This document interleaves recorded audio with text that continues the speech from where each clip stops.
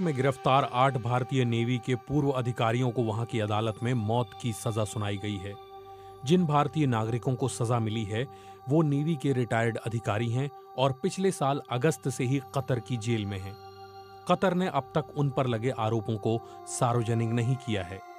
इन 8 लोगों को बीते साल अक्टूबर में कतर में गिरफ्तार किया गया था।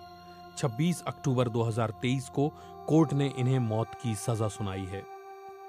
भारतीय विदेश मंत्रालय ने गुरुवार को इस मामले को दुखद बताया और कहा कि भारत सरकार इस मामले में सभी कानूनी विकल्पों की तलाश करेगी, साथ ही इसे कतर सरकार के सामने उठाएगी।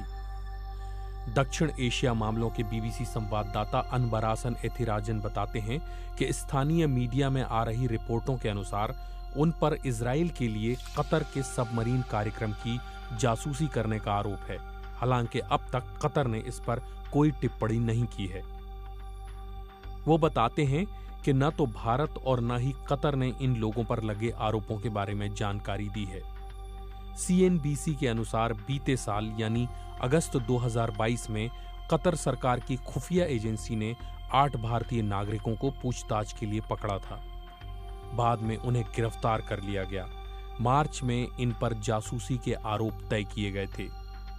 गिरफ्तार किए गए 8 भारतीय नागरिक नौसेना के पूर्व अधिकारी हैं और कतर की अल दाहरा नाम की सिक्योरिटी कंपनी में काम करते थे।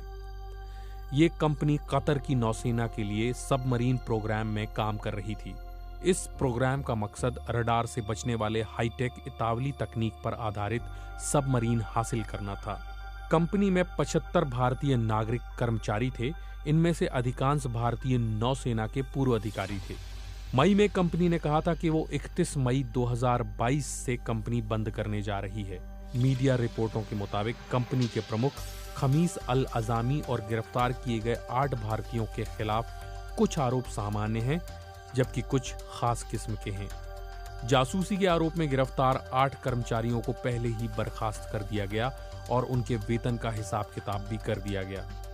बीते मई में कतर ने कंपनी को बंद करने का आदेश दिया और इसके लगभग 70 कर्मचारियों को मई 2023 के अंत तक देश छोड़ने का निर्देश दिया था।